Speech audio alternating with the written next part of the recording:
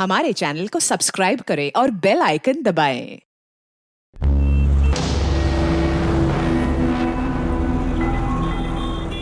राधा, थोड़ी सी चाय मिल सकती है क्या?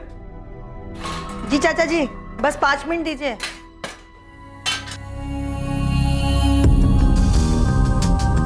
संतोष, जरा फोन तो लगाना, सीमा कहाँ पहुंची? ये देखता हूँ। माँ को ऐसा लगता है जो सीमा दीदी बोलेंगी वो मैं मान लूंगी। मैं बच्ची नहीं हूँ सुमन, मुझे अपने सही गलत की पहचान है। लेकिन नम्रता, तुम्हारे मम्मी पापा, मेरी मम्मी और बाकी सब लोगों की तरह वही मानेंगे जो सीमा बुआ कहेंगी। आने दो, देखते हैं क्या बोलती हैं। हेलो सीमा, कहाँ पर हो? सब लोग वेट कर रहे हैं तुम्हारा। एक सहेली के घर पे कुछ काम था तो काम खत्म करके आ रही हूँ घर पे। कहाँ पर हो तुम? रास्ते में हूँ मैं तुम्हें। हेलो हेलो सीमा, हेलो। चाचा जी, सीमा रास्ते में ही है, पहुंच रही है। नम्रता के सिर पर जो भूत सवार है ना, बस सीमा ही उसे उतार सकती है, देखना। लो वैशाली।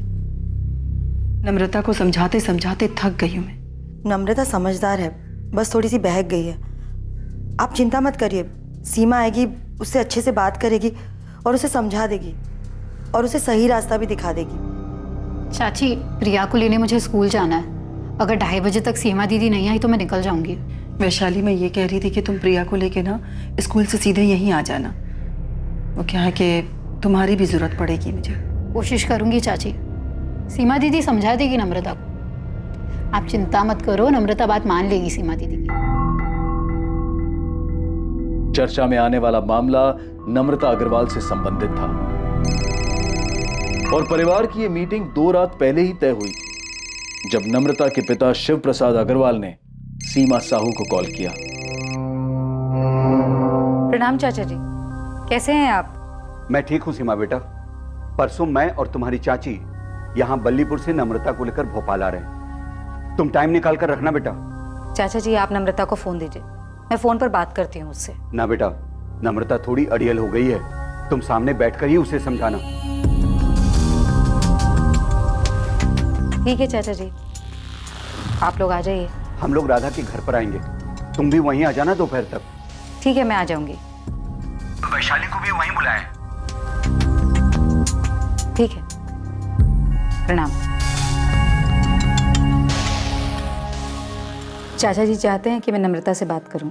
हाँ, तुम बात कर लो सीमा, लेकिन मेरे ख्याल से उनके फैमिली मैटर में ज्यादा दखल मत देना तुम। उनका फैमिली मैटर, फैमिली तो एक ही है ना यशवंत।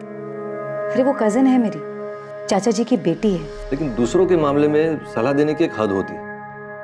सलाह दखल अंदाजी ना बन जाए, उसका ख्याल रखना चाहिए। ठीक है, मैं बात करूंगी नम्रता से, वो मेरी बात जरूर सुनेगी।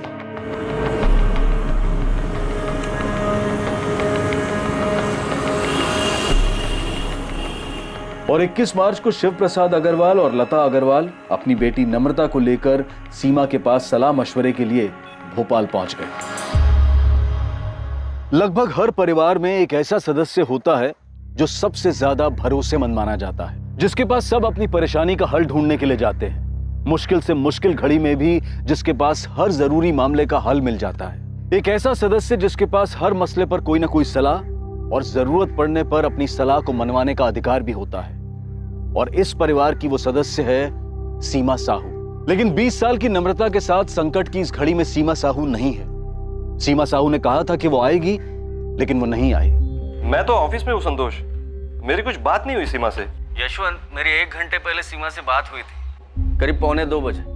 सीमा ने बोला था कि वो अपनी सहेली के यहाँ पे है और थोड़ी देर में पहुंच जाएगी। 3:15 बज गए हैं, अभी तक आई नहीं वो। उसका फोन भी बंद आ रहा है। मैं देखता हूँ संतोष, लेकिन मुझे पता नहीं सीमा किस सहेली के घर क्यों जाने वाली थी। ठीक है।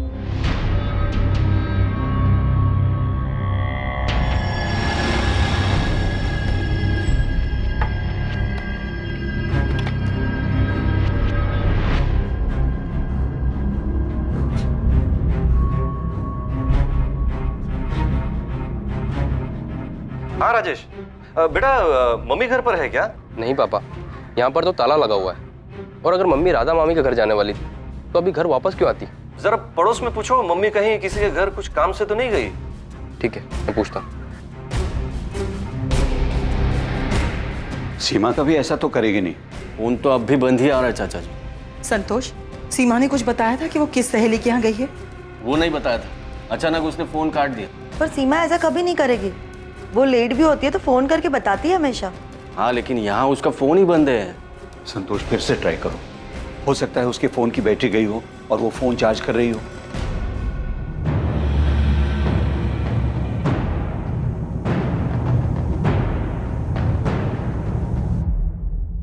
पांडे जी, हॉस्पिटल्स में चेक कराइए कि कहीं कोई एक्सीडेंट का केस वेस तो नहीं आया। सीमा साहू है ना नाम? जी, सीमा साहू, 39 साल। मैडम, मेरी वाइफ कभी ऐसा नहीं करती। वो कभी अपना फोन ऑफ नहीं रखती। मम्मी घर से 11 बजे निकली थी। मैंने पड़ोस में रहने वाली गायत्री आंटी से पता किया।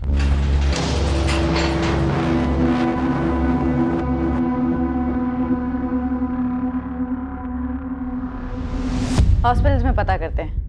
वैसे आपने बताया कि उन्होंने किसी संतोष को। जी, संतोष, वो सीमा के बड़े भाई के दोस्त हैं, घर वाले जैसे ही हैं। उन्होंने ही बात की थी। और उन्होंने बताया कि वो किसी सहेली के घर पर हैं। आपने वहां पता किया? कौन सी सहेली पता नहीं ना। सीमा के दोस्त हैं, वो तो हमारे मोहल्ले में ही रहते हैं। और मैडम, आज सीमा के चाचा जी खास बल्लीपुर से यहाँ आए थे सीमा को मिलने। उनकी मीटिंग तय थी। पर इसमें सीमा का इस तरह कहीं चले जाना। ठीक है, देखते हैं।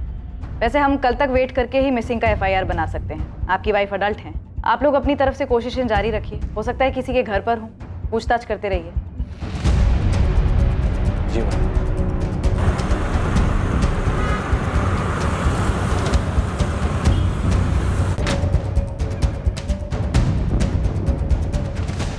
क्या कहा पुलिस ने?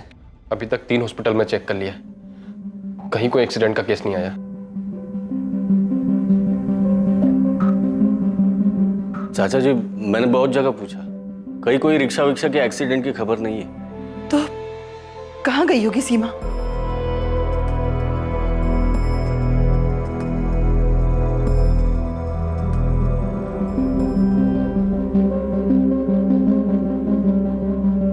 सुमन, ये नम्रता से तेरी बात हो रही थी?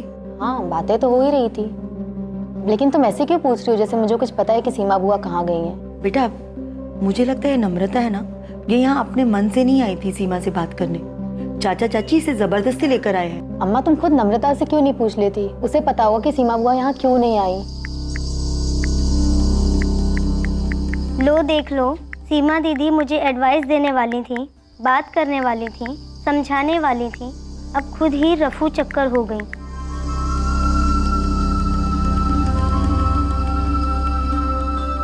मैंने कहा था तुझसे नम्रता, जो होगा अच्छे के लिए ही होगा, टेंशन मत लेना।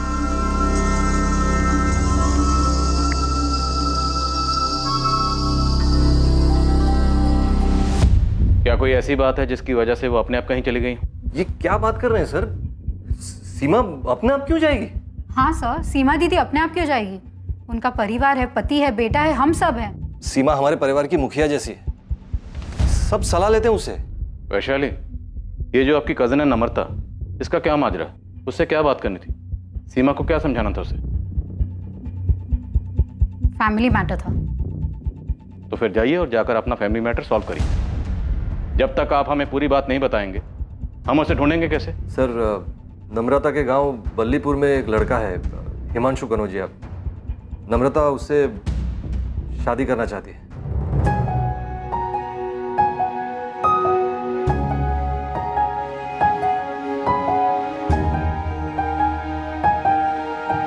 नम्रता, वो है ना तुम्हारे पापा का मजदूर हरीलाल, बड़ी आंखें निकाल के देख रहा था हमें। पक्का वो पापा को जाके चुगली करेगा। तू एक काम कर, तू अपने मम्मी पापा को जाके खुद सामने से बोल दे, मैं भी माँ से बोल देता हूँ कि रिश्ता लेकर पहुँच जाए। हाँ ठीक है, मैं बोल देती हूँ कि मैं हिमांशु कनौजिया से प्यार करती हूँ। जैसे ये बात सुनकर तो मम्मी पापा खुशी से नाचने लगेंगे ना। अब नाचे या फिर तांडव करे, बताना तो पड़ेगा ना मेरी जान। पापा, मैं हिमांशु से शादी करूँ, आप चाहे हाँ कहें या ना। हमारी नाक कटवाएगी तो? नम्रता, इस पूरे जिले में हिमांशु कनौजिया ही मिला तुझे? हाँ, ऐसा कौन सा पहाड़ टूट गया माँ? हिमांशु काम करता है, मेहनत करता है, दिक्कत क्या है? वो हमसे थोड़ा नीचा है, यही दिक्कत है ना। मुझे इससे कोई दिक्कत नहीं। हम कहीं के नहीं रहेंगे बेटा, अगर तू उसके साथ ऐसी हरकत करेगी तो। सर, नम्रता तो एक टांग पर खड़ी थी कि अगर खुशी खुशी उसकी शादी हिमांशु से नहीं करवाई गई ना तो हिमांशु के साथ भाग जाएगी। सर, इसीलिए तो सीमा के चाचा जी नम्रता को यहाँ लेकर आए थे ताकि सीमा नम्रता से बात कर सके, उसको समझा सके। सर, सीमा हमारी बड़ी बहन है, सब उनकी बात मानते हैं। वो दोपहर को 1:30 बजे हमारे भाभी राधा के घर आने वाली थी, जहाँ चाचा जी, चाची जी और नम्रता आए हुए थे। लेकिन ये कौन सी सहेली थी जहाँ आपकी पत्नी सीमा गई थी? यही नहीं पता ना सर, पता नहीं सर। चाचा जी बलीपुर से खास सीमा से मिलने यहाँ आए थे, 1:30 बजे मीटिंग तय हुई थी और ऐसे में सीमा कहीं और चली जाए, किसी से मिलने, पता नहीं सर, कुछ समझ में नहीं आ रहा है सर। और ये संतोष कौन है जिसने सीमा से फोन पे बात की थी? संतोष हमारे बड़े भाई शंकर भैया के अच्छे दोस्त हैं। शंकर भैया अब नहीं रहे, संतोष परिवार जैसे हैं हमारे लिए। सीमा ने संतोष से कहा कि वो अपनी एक सहेली के यहाँ गई थी। झूठ बोलेगी? सर, झूठ क्यों बोलेगी सीमा? किस लिए?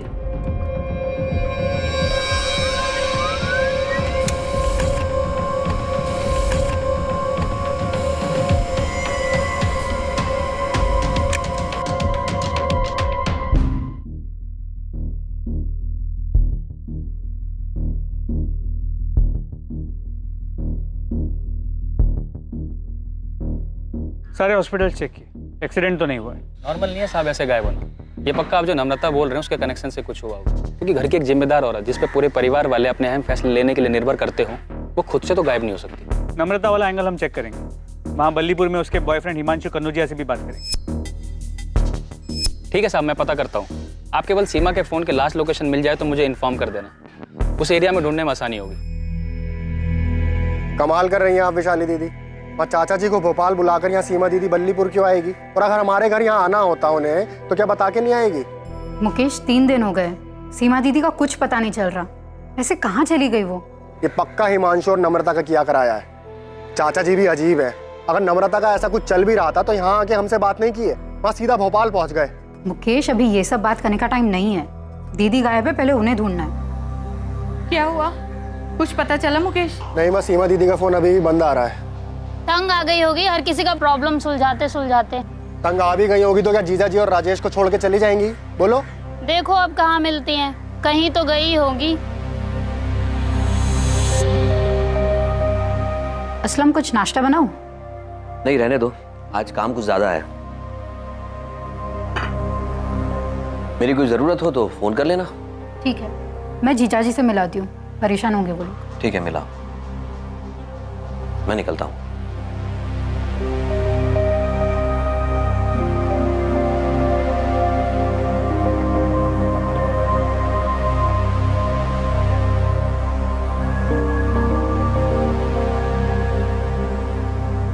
पापा, सीमा दीदी गायब होगी तो हिमांशु क्या कर सकता है?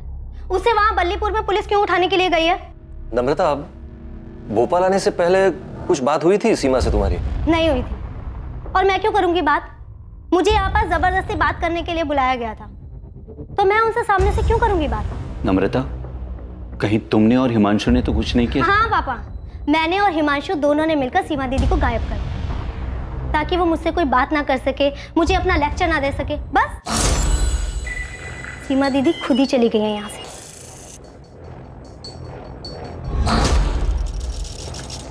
सर, सीमा साहू का फोन 21 मार्च को हाथी चौक एरिया में स्विच ऑफ हुआ। टाइम 1:49 कितने बजे के करीब ही संतोष ठाकुर की सीमा से फोन पर बात हुई? हेलो सीमा, कहाँ पर हो? सब लोग वेट कर रहे हैं तुम्हारा। हाँ सर, संतोष से बात की मैंने। उसने बताया कि सीमा ने अचानक फोन काट दिया। उसने कहा था कि वो अपने किसी सहेली के यहाँ पे है। मैंने पूछा कितना टाइम लगेगा, तो सीमा बोल ही रही थी कि उसका फोन कट गया। आप खुद ही सुन लीजिए। हेलो सीमा, कहाँ पर हो? सब लोग वेट कर रहे हैं तुम्हारा। एक सहेली के घर पे कुछ काम था तो काम खत्म करके आ रही हूँ घर पे। कहाँ पर हो तुम? रास्ते में हूँ मैं तुम्हें। हेलो सीमा, तुमने ये बातचीत रिकॉर्ड क्यों की? वो मेरा कॉल रिकॉर्डिंग हमेशा ऑन रहता है। संतोष से बातचीत के दौरान फोन कट हुआ और फिर स्विच ऑफ हुआ। लेकिन सर 21 मार्च को सिर्फ एक और ऐसा नंबर है जिससे सीमा के नंबर पर कॉल आया था। किसका नंबर है? असलम शेख का। हेलो, हाँ जी, वो सीमा दीदी हमारी पत्नी वैशाली की बड़ी बहन है। तुमने 21 मार्च की सुबह सीमा से बात की जिस दिन वो लापता हुई? जी बात की थी हमने। तुम्हें सीमा के कहीं जाने या गायब होने की जानकारी है? उस दिन सीमा दीदी एक ही बात को लेकर बहुत परेशान थी। उनकी चचेरी बहन है नम्रता, उससे बात करके उनको कुछ समझाना था। हमारी पत्नी वैशाली ने हमसे फोन करके कहा था हम बात कर लें दीदी से, इसीलिए हमारी बात हुई थी सुबह 8 बजे। और कॉल रिकॉर्ड्स के हिसाब से भी असलम का फोन 8 बजे का ही। इस सीमा साहू के बारे में और पता करो, पूरा परिवार से सलाह लेते तो मतलब काफ़ी समझदार और मैच्योर किस्म की लेडी, ऐसे तो कहीं नहीं जा सकती। कॉल रिकॉर्ड्स निकलाओ और देखो कि और किस किस से बात होती रही है। सीमा अपनी भाभी के घर जाने के लिए अपने घर से निकली थी। वो नम्रता और हिमांशु कनौजिया के रिश्ते के बारे में बात करने के लिए जा रही थी। पूरे 4 दिन बीत चुके थे लेकिन सीमा अब तक नहीं पहुंची थी। क्या सीमा का गायब होना सीमा को नम्रता और हिमांशु के रिश्ते में कोई भूमिका निभाने से रोकने की एक सोची समझी साजिश थी? हाँ सर, भोपाल जाने से पहले मेरी और नम्रता की बात हुई थी कि कैसे सीमा दीदी को समझाए कि वो नम्रता को ज़्यादा ज्ञान ना बांटे, उल्टा उसके मम्मी पापा को समझाए। हम कुछ गलत नहीं कर रहे थे सर, उससे शादी करनी है हमको। तो देखा कि सीमा साहू को समझाना मुश्किल होगा, इसीलिए तुमने और नम्रता ने गलत रास्ता अपनाया। सीमा दीदी कुछ ज्यादा ही दखल अंदाजी करती हैं सबके लाइफ में, बड़ा जज समझती हैं अपने आप को। तू वैशाली दी से बात कर ले। मैंने वैशाली दीदी से भी बात की थी। आप तो मुझे सपोर्ट करो वैशाली दीदी, क्या सब कुछ सीमा दीदी के हुक्म से ही चलेगा? नम्रता, मैं कुछ भी बोलूं पर तुम्हारे पापा सिर्फ सीमा दीदी की बात सुनेंगे। भोपाल आ रहे हैं सीमा दीदी से मिलने, तो बस समझ लो कि सीमा दीदी तुम्हें ही समझाने वाली कि तुम गलत कर रही हो। कोई कुछ भी कहे, शादी तो मैं हिमांशु से ही करने वाली हूँ, फिर चाहे वो सीमा दीदी हो या कोई और। बाहर में गई सीमा दीदी, चलो भाग चलते हैं। नम्रता, मैं माँ को अकेले से छोड़कर नहीं जा सकता। तुम एक बार सीमा दी से बात कर लो, क्या पता जज साहिबा हमारे पक्ष में ही फैसला सुना दे। ऐसा हो ही नहीं सकता, मैं जानती हूँ उनको अच्छे से। फैमिली में अपना पावर दिखाना अच्छा लगता है उनको। गलत तब होता सर जब मैं नम्रता को भगा कर ले जाता, लेकिन मैं ऐसा नहीं करता क्योंकि बाद में बल्लीपुर में तकलीफ मेरी माँ झेलती। मैं शादी करना चाहता था सर, लेकिन आप जिस तरह से सवाल कर रहे हैं ऐसा लगता है जैसे मैंने कुछ किया है। तो मैं इतना बेवकूफ़ नहीं हूँ सर कि सीमा दीदी के साथ कुछ करता। तो नम्रता ने खुद से कुछ किया है सर? उनके पूरे परिवार में सीमा दीदी का ही हुक्म चलता है। सब अपने छोटे बड़े मसले लेकर उनकी चौखट पर पहुंच जाते हैं। सारे फैसले सीमा दीदी ही करती है। अब किसी को ठेस पहुंची होगी सर उनके फैसले से। सर, मेरी और नम्रता की शादी की बात निकले अभी 1 महीना भी नहीं हुआ है। आपको लगता है कि हमने उनका मर्डर? हमने तो मर्डर की बात भी नहीं। लेकिन सर आप ही ने कहा है कि सीमा दीदी को कुछ किया, तो कोई क्या करेगा सर? अगवा करके कोई ऐसे ही रखेगा क्या? तो मर्डर हुआ है उसका? अरे सर, आप तो मुझे ही चक्कर में फंसा रहे हैं सर। मैंने तो बस ऐसे ही कहा है। आज 4 दिन हो गए सर, कोई ऐसे ही थोड़ी चला जाता है। सीमा साहू का ऐसे अचानक गायब होना हर किसी की समझ से परे था। सीमा के चाचा शिव प्रसाद और चाची लता खुद को इस घटना के लिए जिम्मेदार मान रहे थे। कहीं सबके पीछे की वजह यह तो नहीं थी कि वो सीमा से अपनी बेटी के लिए सलाह मशवरा करना चाहते थे। परिवार के सभी लोग सीमा को अपनी शक्ति का स्रोत और सबसे विश्वसनीय मानते थे, लेकिन अब किसी को समझ में नहीं आ रहा था कि सीमा कहां चली गई और उसके साथ क्या हुआ।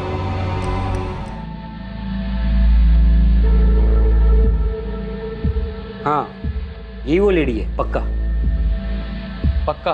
दोस्त कितनी बार बोलूं? हाँ पक्का, हमारे होटल में सीसीटीवी कैमरा भी है। यही वो लेडी है जो 21 मार्च को आई थी।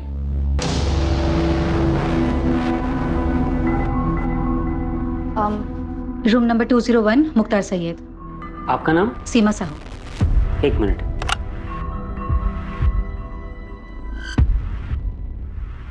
मुख्तार सैयद, ये कौन है? उस दिन सुबह ही चेक इन किए थे, बुजुर्ग आदमी थे। 21 मार्च को चेक इन किए थे और 22 मार्च की सुबह को चेकआउट कर दिए थे।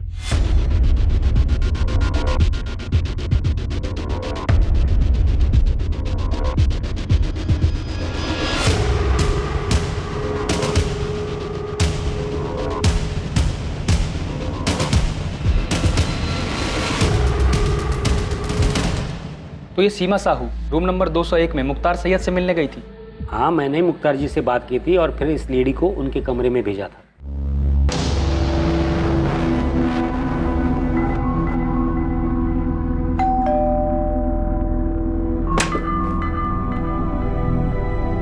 सीमा साहू जी आई है।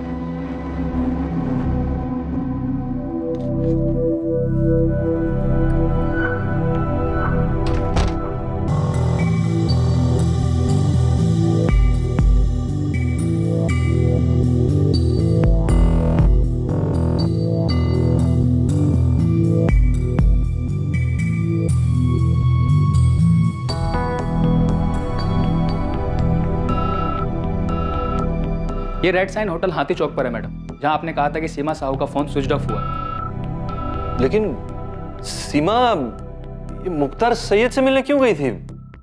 कौन है ये मुख्तार सैयद?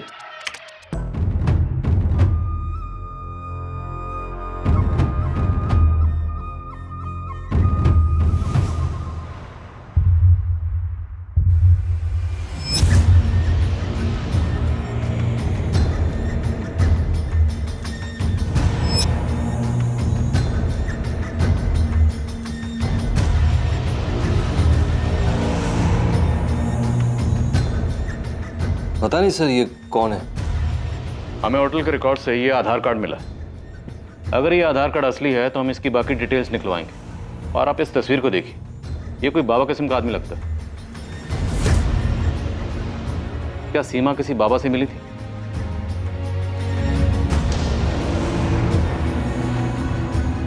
ये जो बुरी ताकतें हैं सीमा, हमें उन पर काबू पाना है।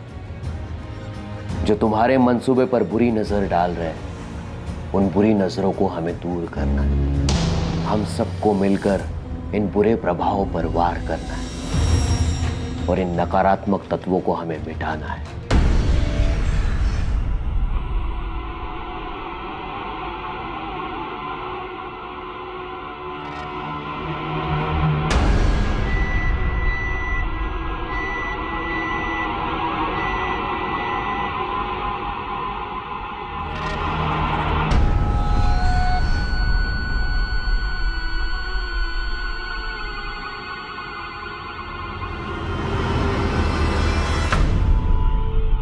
क्या इससे वो सारी बुरी शक्तियां खत्म हो जाएंगी जो आसपास मंडरा रही हैं?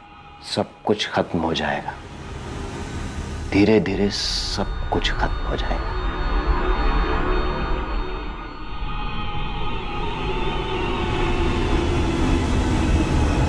सर आप बाबा बाबा की बातें कर रहे हैं, लेकिन सीमा ने कभी इन बातों पर विश्वास नहीं किया। सर ये मुख्तार सैयद है कौन? राजेश, सब कुछ तुम्हारे सामने है। तुम्हारी माँ कहाँ गई थी, किससे मिलने गई थी? सर जो आप आदमी दिखा रहे थे मुख्तार सैयद, सर ये तो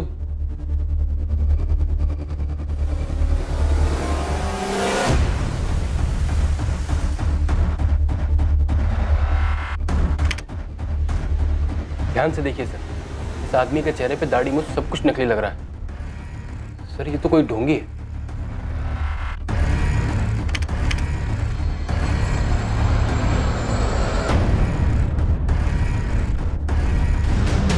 सही कह रहे हो राजेश, इसकी दाढ़ी मूंछ नकली लग रही है। पर इस तरह के आदमी से मिलने के लिए तुम्हारी माँ क्यों गई होगी?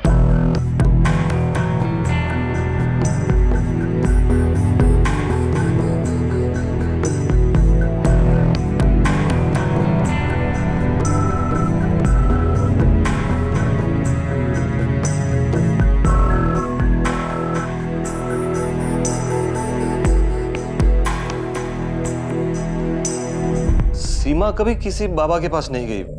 वो सिर्फ गुरु प्रमोद जी की प्रवचन सभा में जाती थी, वो भी हफ्ते में एक बार। मनुष्य को सब कुछ समय पर ही छोड़ देना चाहिए। समय आने पर सभी काम अपने आप होने लगते हैं। प्रकृति का चक्र भी समय के अनुसार ही चलता है।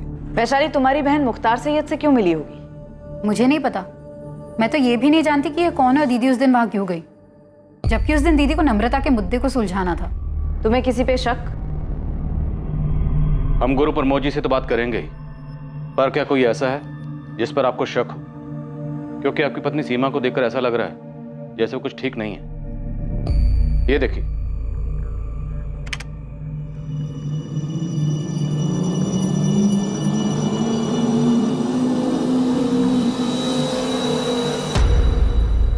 सीमा जिस तरह से चल रही है ऐसा लग रहा है जैसे ये नशे में।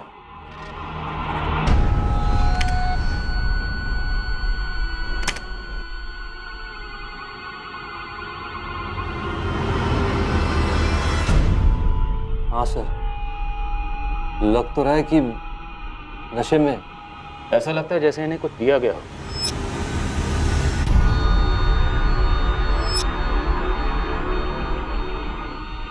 हाँ, ऐसा लग रहा है कि सीमा दीदी को किसी ने कोई नशीली चीज खिलाई पिलाई होगी। ऐसा ही लग रहा है। हमने उसकी आवाज़ भी सुनी। संतोष ने उसके साथ हुए कॉल को रिकॉर्ड कर लिया था। एक सहेली के घर पे कुछ काम था तो काम खत्म करके आ रही हूँ घर पे। कहाँ पर हो तुम? रास्ते में हूँ मैं तुम्हें। हेलो हेलो सीमा।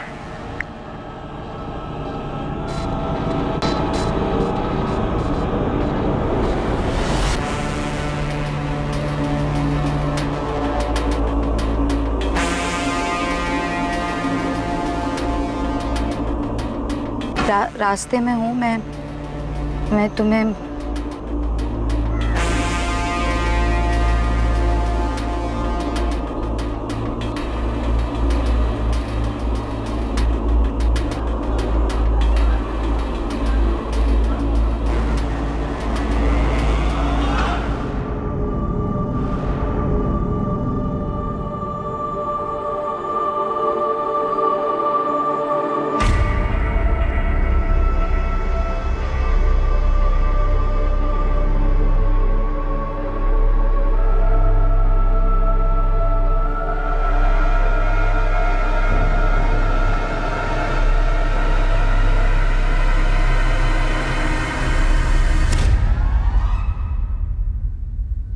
जीजा जी, ये संतोष ने कुछ किया है। संतोष ठाकुर?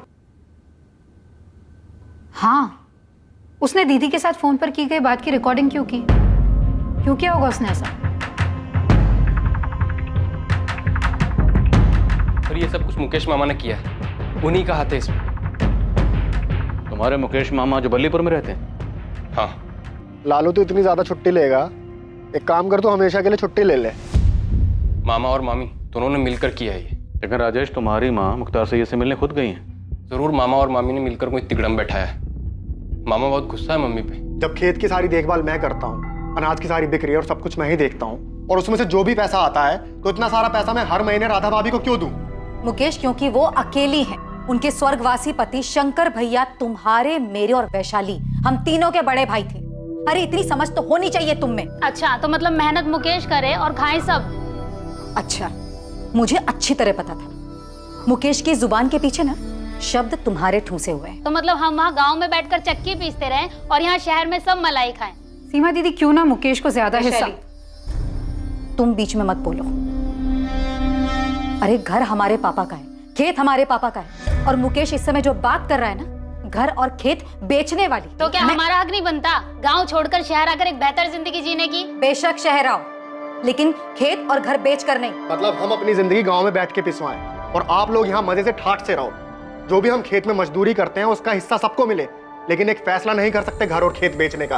अरे मुकेश, खेत और घर में शंकर भैया तुम्हारा, मेरा और वैशाली का, हम सबका बराबर का हिस्सा है। हमारी शादी से पहले सब काम मुकेश ही संभालता आ रहा था और शादी के बाद हम दोनों मिलकर संभाल रहे हैं। हाँ, तो अब नहीं संभाला जा रहा है ना, तो छोड़ दो। वहां हम किसी और को लगा देंगे, माँ को अपने पास बुला लेंगे। तुम और मुकेश निकल जाओ इन सबके बीच से। सीमा, गुस्से पर काबू रखो। यशवंत, मुझे पता है मैं क्या कर रही हूँ और क्या बोल रही हूँ। अरे मुकेश को ये सारी चाबी चढ़ाने वाली ना, ये चंचल है। अच्छा, मैंने चाबी चढ़ाई है? मतलब आज तक आप दोनों बहनें मिलके मुकेश को अपने अंगूठे के नीचे दबाकर चलती आई और आज जब मुकेश की जबान चलने लगी तो मैंने चाबी चढ़ाई। चंचल, तमीज में बात करो। अरे तुम भी डरपोक हो। ये सीमा दीदी आज तक अपनी मनमानी करती है और आगे भी अपनी चलाती रहेंगी। चंचल! अरे दीदी, आप भी इन्हीं के नीचे दबी हुई हैं। चल, चुप कर। चुप। मुकेश मामा और चंचल मामी के अंदर बहुत गुस्सा भरा मम्मी के लिए। तो तुम्हें लगता है मुख्तार सैयद उनका भेजा हुआ कोई बंदा हो सकता है? संतोष, हाँ हमें भी डाउट तो हुआ था कि संतोष ने कॉल रिकॉर्ड क्यों किया। जीजा जी मानने को तैयार नहीं है, लेकिन मैं कह रही हूँ ये संतोष की नज़र दीदी की तरफ मुझे कभी ठीक नहीं लगी। मुझे भी अजीब लग रहा है कि उसने आके दीदी का कॉल रिकॉर्ड क्यों किया। क्या हुआ था सीमा साहू के साथ? किसी को भी नहीं पता था कि सीमा मुख्तार सैयद से मिलने क्यों गई थी, और ना ही किसी को यह अंदाजा था कि वो ऐसा क्यों करेगी। हालांकि सीमा के बेटे राजेश को अपने मामा मुकेश और मामी चंचल पर शक था, और सीमा की बहन वैशाली सीमा के दोस्त संतोष ठाकुर को कटघरे में खड़ा कर रही थी। लेकिन मुख्तार सैयद का खुलासा सबके लिए चौंका देने वाला था। एड्रेस तो यही है सर, लेकिन मैं यहाँ 15 सालों से रहता हूँ। इदरीस खान नाम है मेरा। और सर मैंने आज तक किसी मुख्तार सैयद नाम के आदमी को यहाँ हुसैन नगर में न देखा है न सुना है। जरा ध्यान से देखिए, फोटो से भी पहचान में नहीं आ रहा। नहीं सर, चाहिए तो मस्जिद के इमाम साहब से भी पूछ के देखता हूँ, लेकिन ये एड्रेस मेरा ही है।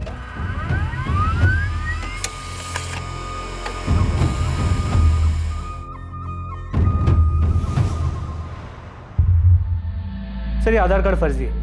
ये आधार कार्ड नंबर किसी और के नाम पे रजिस्टर्ड, इसका किसी भी मुख्तार सैयद नाम के आदमी के साथ दूर दूर तक कोई भी रिश्ता नहीं। सिम कार्ड 19 मार्च को खरीदा गया, लेकिन ना ही उससे कॉल कोई किया गया और ना ही कोई कॉल आया उस पर। यही वो नंबर है जिसकी डॉक्यूमेंटेशन के लिए आधार कार्ड इस्तेमाल हुआ? जी सर, लेकिन फर्जी है। पर ऐसे किसी भी फर्जी मुख्तार सैयद से मिलने के लिए सीमा साहू क्यों जाएगी? सर कोई तो वजह होगी। सीसीटीवी कैमरा में साफ दिख रहा है कि सीमा वहाँ मुख्तार से मिलने गई थी। अब वो खुद से गई थी या किसी के इशारे पे गई थी, पर वो वहाँ गई थी, तो कोई तो वजह होगी। ये आप बार बार क्यों पूछ रहे हो कि मैंने सीमा का कॉल रिकॉर्ड क्यों किया? क्योंकि सीमा के फोन पर आखिरी कॉल तुमने किया था 21 मार्च 1:45 पर, और ये महज इत्तेफाक नहीं है कि सीमा गायब है, वो नशे में लग रही है और तुमने कॉल रिकॉर्ड किया। क्यों? सर मेरे फोन में कॉल रिकॉर्डर हमेशा ऑन रहता है सर। इससे पहले सब लोगों के कॉल रिकॉर्ड हुए हैं सर, मैं आपको दिखाता हूँ। तुम ये बताओ कि तुम्हारा रिकॉर्डर ऑन क्यों रहता है? सर मेरा प्रॉपर्टी डीलिंग का बिजनेस है। कभी कभी फोन पर कोई धमकी देता है, इसलिए अपने सेफ्टी के लिए मैं रिकॉर्ड कर लेता हूँ। और सर मैं सीमा के बड़े भाई का जिगरी दोस्त रहा हूँ। उसके फैमिली के साथ मेरा अपने फैमिली जैसा रिश्ता है। और सीमा, उसके साथ तुम्हारा कैसा रिश्ता है? अब आप ये वाहियात इल्जाम मुझे पर लगाएंगे? ये आप लोग संतोष जी से ऐसे भद्दे सवाल कैसे पूछ सकते हैं और उन पे इल्जाम कैसे लगा सकते हैं? क्योंकि सीमा गायब हुई है, तुम्हारे स्वर्गवासी पति की छोटी बहन। तो सीमा के गायब होने में संतोष जी का कैसे हाथ हो सकता है? तो फिर किसका हो सकता है, आप ही बता दीजिए। मुझे क्या पता, हो सकता है नम्रता जिससे शादी करना चाहती है उस लड़के का हाथ हो।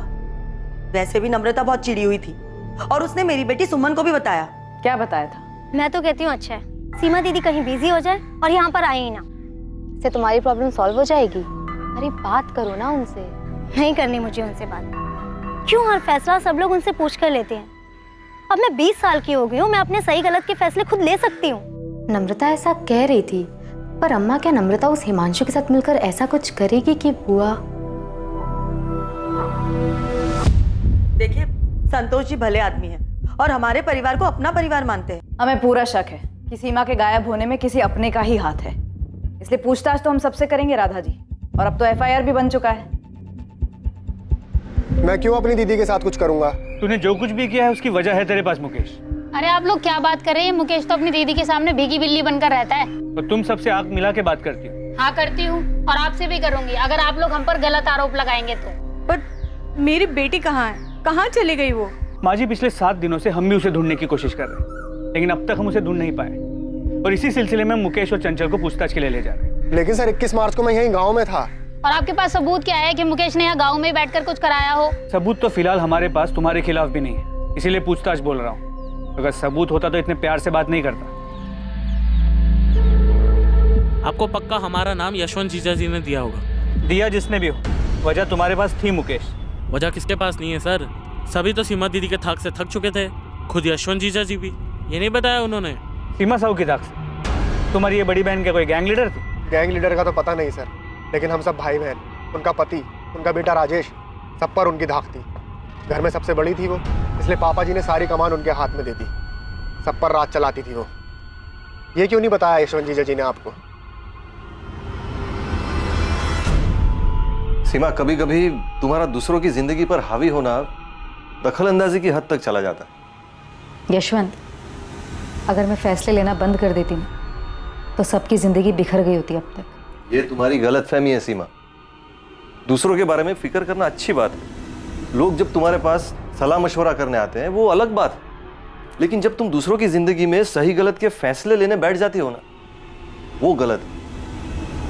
यशवंत, जो इंसान फैसला लेता है ना उसे सही गलत का पता नहीं होता। वो बस एक फैसला लेता है और उस एक फैसले को सही बनाने की कोशिश करता है, उसे सही दिशा देता है। मैं भी बस वही कर रही हूं। सीमा, हर एक का नजरिया तुम्हारे जैसा नहीं होता। तुम्हारा फैसला किसी के लिए गलत भी हो सकता है, और अगर कभी किसी को तुम्हारा फैसला ज्यादा गलत लग गया ना तो वो कुछ बहुत गलत कर सकता है। और सिर्फ जीजा जी ही क्यों, उनका बेटा राजेश वो भी चिढ़ता है अपनी माँ से। मम्मी, मैं 18 साल का हो चुका हूँ। मेरे फोन में और मेरा बैग में ताक झाक करना बंद करो। मुझसे इस तरह से बात करने की हिम्मत कैसे हुई तेरी? तो क्या करूं मम्मी? मैं दूसरों की तरह तुम्हें अपनी जिंदगी के फैसले नहीं लेने दे सकता। सॉरी मम्मी, ये मेरी जिंदगी है और इसे मैं अपने हिसाब से जीना चाहता हूँ। प्लीज मुझे जीने दो। वैशाली, अब तू मुकेश की तरफदारी करना बंद कर और अपना घर संभाल, ठीक है? तुम समझती क्या हो अपने आप को दीदी? किसी भी बात पे मुझे ही ताना मारोगी? वैशाली, तुम्हें सही गलत की परख नहीं है। हाँ हाँ, भगवान ने हमारे हिस्से की भी सही गलत की समझ तुम्हें ही दी है। तुम जीजा जी को तो कुछ बोलने देती हो नहीं, और यहाँ मुझे लेक्चर देती हो कि मैं अपना घर संभालूं। सीमा, मुझे चेक मिला, लेकिन हर महीने तुम जितना भेजती हो उससे ज्यादा है इस बार। हाँ भाभी। अच्छा, सुमन को जो एक्स्ट्रा क्लासेस ज्वाइन करनी थी ना उसके कोर्स के लिए, उसे ज्वाइन करने दीजिए। हमारी सुमन पढ़ाई में बहुत अच्छी है भाभी, और शंकर भैया भी तो चाहते थे ना उसे खूब पढ़ाना। सीमा, कितना ख्याल रखती हो तुम हमारा। हमारी हर छोटी सी छोटी बात तुम्हें याद है। और सिर्फ मैं नहीं, आप भी हर छोटी से छोटी चीजों का ध्यान रखती हैं, और सिर्फ मेरी नहीं, पूरे परिवार की। फिर मेरा भी तो इतना फर्ज बनता है ना। इतना प्यार दिया ना तुमने कि मुझे कभी उनकी कमी का। भाभी, आप हमारे ही परिवार का हिस्सा हैं। और सर लिख के ले लो, सिर्फ राधा भाभी हैं जो सीमा दीदी के गुणगान गाएंगी, क्योंकि जब उन्हें पैसे मिलते हैं तो वो आंख भी मूंद लेती है। किससे आंख मूंद लेती है राधा? वही जो चल रहा है सीमा दीदी और संतोष भैया के बीच।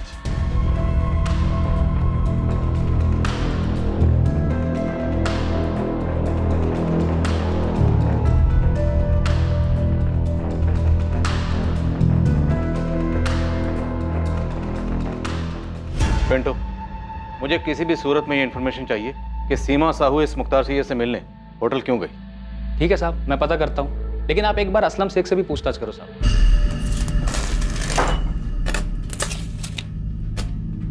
हे हाशिम, इधर आ। ये दरवाजे का माप था ना तेरे पास बराबर, ये 4 इंच छोटा कैसे हो गया? असलम भाई, पहले माप देखो आप।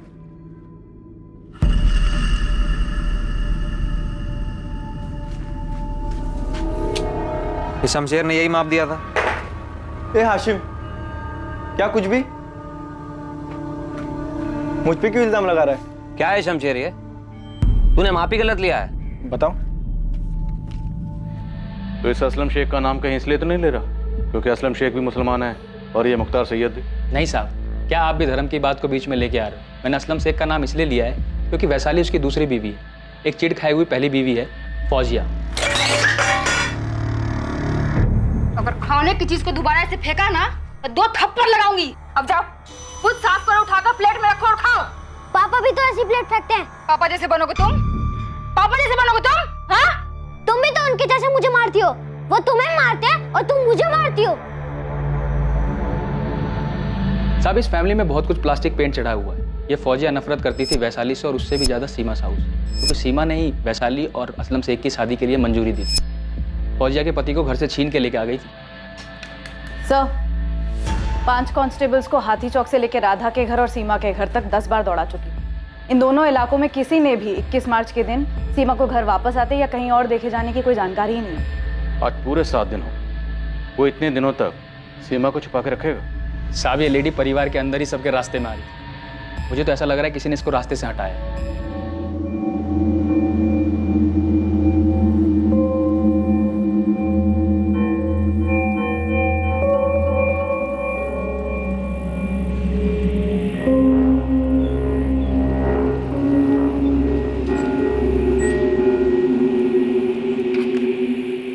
तुम्हें पता है मुकेश भैया और चंचल भाभी को पुलिस पकड़ के ले गई है। हाँ, और वहाँ भोपाल में भी काफी हलचल है। तेरे मम्मी पापा क्या बोल रहे हैं? पूछ रहे हैं मुझसे बार बार कि कैसे मैंने सीमा दीदी को गायब कर दिया, जैसे मैंने कोई झाड़ फूक करके उनको अपने वश में कर लिया।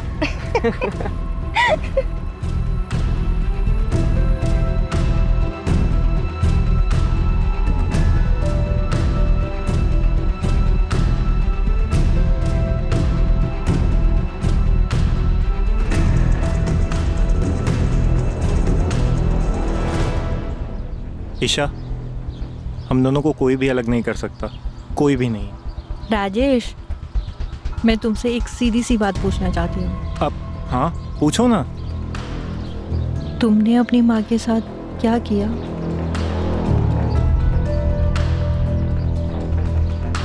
कभी कभी लगता है कि सीमा को ऐसे सब लोगों के लाइफ में घुसना नहीं चाहिए था।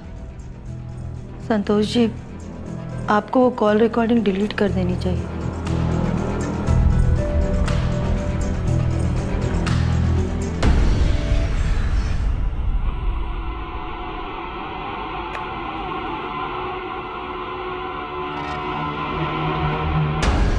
ये तुम्हारी हर परेशानी को खत्म कर देगा सीमा। ये हर बुरे साये को मिटा देगा।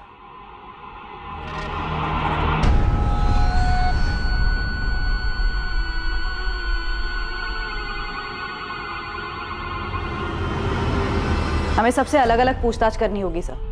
सबको कोई ना कोई शिकवा रहा है इस सीमा साहू से। सर, मुझे इस बात का डर है कि शायद हम सीमा साहू को जिंदा ना पाए।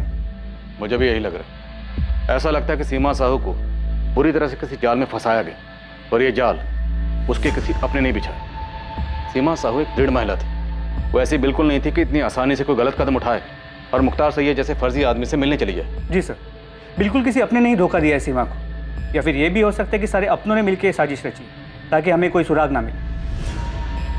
वाह मुकेश, पुलिस की गाड़ी में तो तुम्हारे तेवर ही कुछ अलग थे। तुमने तो सारा चिट्ठा ही खोल दिया सबका। तुम्हें लगता है पुलिस हमारा भरोसा करेगी? यही तो प्रॉब्लम है ना तुम्हारे साथ। सीमा दीदी ने ना तुम्हें खुद पर ही भरोसा ना करने लायक बनाकर छोड़ा है।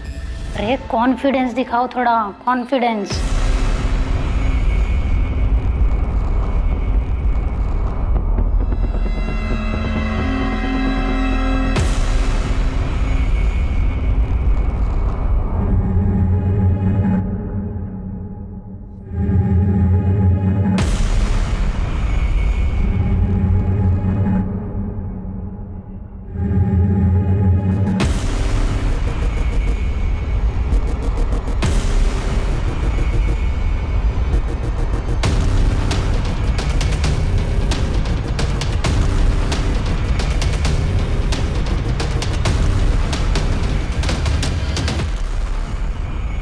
जब परिवार में सब लोग एक दूसरे से खुश होते हैं तो उसे एक आदर्श परिवार माना जाता है। लेकिन यह जरूरी नहीं है कि हकीकत हमेशा वही हो जो नजर आती है। एक दूसरे से मतभेद होना, गिले शिकवे होना, यह भी स्वाभाविक है। लेकिन कई बार ये गिले शिकवे दिल और दिमाग में लंबे वक्त तक घर कर जाते हैं। ये मनमुटाव अक्सर परिवार के उस सदस्य से होता है जो हमेशा परिवार के लिए फैसले लेता है, क्योंकि ये जरूरी नहीं है कि परिवार का हर सदस्य इन फैसलों से सहमत होता हो। सीमा साहू के परिवार का कौन सा सदस्य खफा था जिसने सीमा साहू के लिए जाल बिछाया? क्या ये एक ही सदस्य था या फिर हर किसी को सीमा से कोई गिला शिकवा था?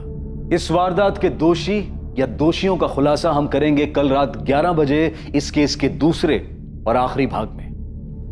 जय Hind. For more updates, subscribe to our channel, click the show links and enjoy watching the videos.